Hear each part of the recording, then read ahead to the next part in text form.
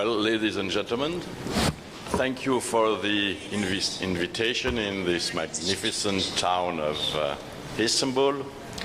I'm very pleased to talk to you about manual medicine in Europe and in the world.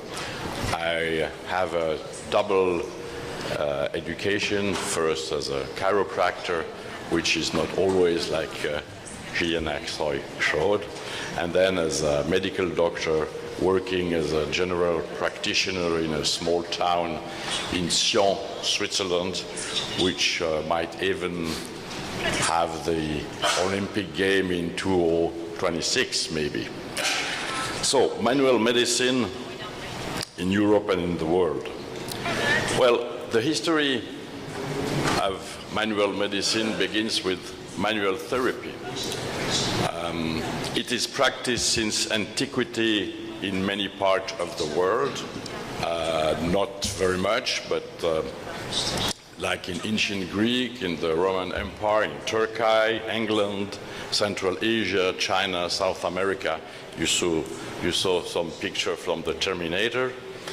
And, well, it was slightly used by Orthodox medicine at this time, but it always remained discreet, controversial, and it could partially be integrated like by Ambroise Paré in Paris. Now, the picture are from Hippocrates, which combined traction and manipulation already 500 years BC. Then you see 700 years after with Galen, it didn't change much, so the evolution was very, very slow. You even had a tradition in Asia with Abu Ibn Sina, Avicenne in Bukhara and later in Baghdad. But then it really started with Andrew Taylor Still, who is the founder of osteopathy. Almost at the same time, you had the, well, don't have a, yes. You have D.D. Palmer, who founded, well, about 100 miles ago, away from Still, founded chiropractic.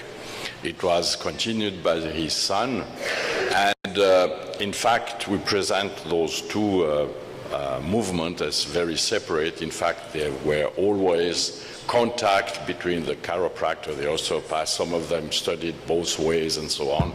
And about the technique used, well, it's really mixed.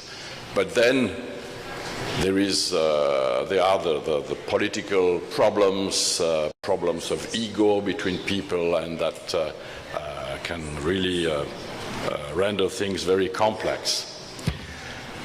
Well, so we can say that this manual therapy reappears in the United States, either under the name of osteopathy and later as chiropractic, about 20 years in between, and to a larger extent. That's why it had more influence. And the first contact from Europe, of European with this kind of treatment was during World War II, where the local population, like the chiropractors, they had to fight as soldiers, and they were in contact with the population, either the German or the population in the Allied countries. And some of the medical doctors were interested in that kind of treatment, which seems to present an interest for the population and for the health. So in Germany, at the beginning, you can see that they made people came from for example, this one is from Chicago, and they translated his book, and at that time it was still called chiropractic. And then the interest in Europe started to grow, and there is this famous series of book, Die Wirbelsäule in Forschung und Praxis, which mean the vertebral column research and practical aspect, with contribution from many countries, here from Jean-Christian Terrier from Switzerland. And this started to spread in medical circles, more in the German-speaking countries. And you have a number of pioneers of manual therapy in Europe, which we might be familiar with. In the United Kingdom, we have a book by James Menel, James Syriac, which is well known, Stoddart, an osteopath. But in Germany, you had a movement with GAUCHAT, Gutmann, Biedermann, Sell, H.D. Wolf. In Sweden, it was a physiotherapist, Kaltenborn, who had concept about peripheral joint manipulation, which still, some of the principles are still applied now in manual medicine. Professor De Porter in Belgium. Some of those pioneers were rheumatologists or acting in physical medicine and rehabilitation. Strohal, Tilscher in Austria, Karel Lewitt in the Czech Republic, which is a figure which really increased the knowledge and had a very unifying concept about the functioning of the muscle and bone, and he died at 96 and worked until the end. So then in France, Robert Meigne, Troisier. In Switzerland, we had people like Caviezel, Terrier, the Jean-Christian Terrier, Baumgartner, Schwarz, all were rheumatologists and physical medicine and rehabilitation. So in manual medicine, we have three main organizations. As Jian Haksoi told, there is this International Federation for Manual Medicine and Musculoskeletal Medicine. Why this double name? Because depending on the language and depending on the country, the name might be different. In French, the traduction musculoskeletic doesn't mean anything. So they prefer manual medicine or even medicine osteopathique. Members of this FIM are national organization, just one organization per nation. And then there is this ISOM, which is, yes, we could say the European chapter of FIM. I'll present them in detail later. And then there is the scientific side of manual medicine, which is the International Academy, where members are MDs. I'm member 35. So FIM was founded in 58, and the aim was to try to let's say, to unify all the different conceptions. Because you can well imagine that when you have a founder of something, he puts his name on tests, on techniques, and when the neighbor is doing almost the same but with a different name, then it's a question of ego and saying, well, I'm the best. So at the beginning, we had to try to put all those people together and trying to integrate all the concepts. So we have about 24 members. I won't go into much detail, but you can see that there is a huge difference. Germany is really well representative with more than 5,000 members. Switzerland is also an important member. While you can see Turkey is already at 200 members, but then you have small countries like Hungary with only 10 members. It is difficult in certain countries, according to the health regulation, to have a, let's say, a different activity and to have it recognized by the government. We have also observatory members in Australia and New Zealand, Australasia as they call them, where the problem are a little bit different. They unify chiropractic, osteopathy, and manual medicine in a common university. And, but now they are under scrutiny from the local governments. Well, the first thing which we had to do is to find a unifying concept for the education. And it took us many years. I was member of this FIM education committee, and it was difficult to know what should be taught. At a certain point, should, for example, injection be taught? Should we know something about surgery and so on? So we had many meetings, and the good thing about that, you see a lot of, you travel a lot. So finally in 2005 there was a first version of this core curriculum, and it was the purpose to provide an educational core to manual medicine, and well, so that it could be practiced in a safe and effective manner. Because it's a field where safety is very important, because some of the acts we do are physical, and if it's well indicated, there are no danger. But then if you, let's say, treat someone who has let's say a disease which is an organic disease, like tuberculosis, which we don't see too much now, but tuberculosis of the spine during the Middle Ages was very frequent. And they had accident at that time, and this slowed the recognition of physical treatment. Then it was necessary to have a glossary to know what people were talking about, because in Germany and in France and in England they were speaking of the same thing but using different words. So it took us time to have this glossary. And finally we edited these those guidelines on basic training and safety, which were mentioned by Geleneksel. Well, FIM is also organizing courses. We had international instructor courses in Varna, with an introduction also to myofascial pain. We have a scientific congress. The next one will be in Paris, organized by the SOFMO, which is the Société Française de Médecine Manuelle Orthopédique et Ostéopathique. And well, somebody is interested, you can look at the online site for FIM.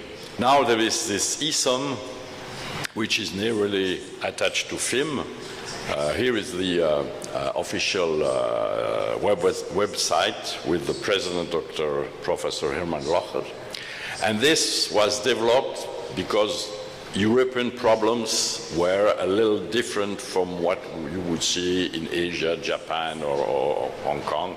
And it was the goal to, let's say, have a recognition from UAMS.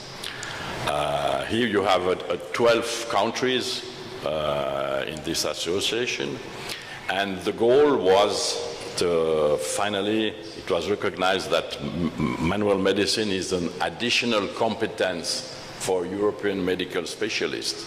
So the 300-hour course, 30 ECTs according to Bologna, is now recognized by UMS, and this should help European countries to get political recognition in certain countries, because depending on the system, it can be to full recognition, like we see in Switzerland, to nothing, like in the Netherlands.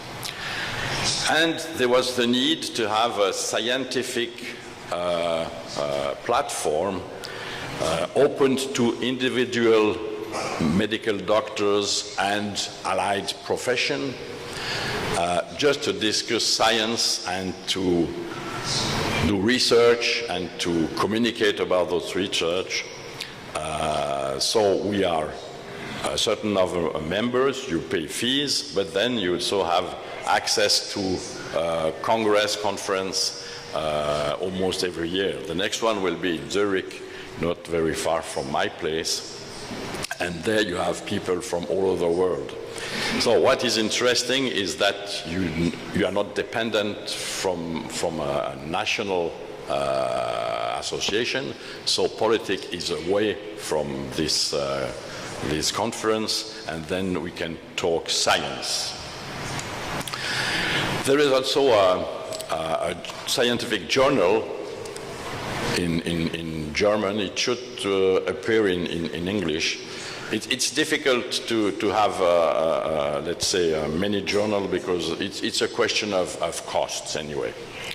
So for the time being, it's in German since about 30 years. Now, quickly an example, Switzerland, you recognize the Matterhorn and the Valais. Well, in Switzerland, we had a pioneer in 1899, Otto Nägeli. You can see some pictures from his book. And, well, the Swiss Association has about 1,250 members, founded in 1959. And this is the curriculum, which we are trying to implement also in Turkey. Well, we have a basic module for a certificate of advanced studies, 10 ECT Bologna. And then a second part for more advanced to get a diploma of advanced studies with intermediary examination. Those who pass this examination can go further, the other, they just stay there. And in Switzerland, when you get the final examination, well, then you get a certificate which was recognized in '98 by the Swiss Medical Chamber. Its validity is only 5 years, and you have to do a continuous education.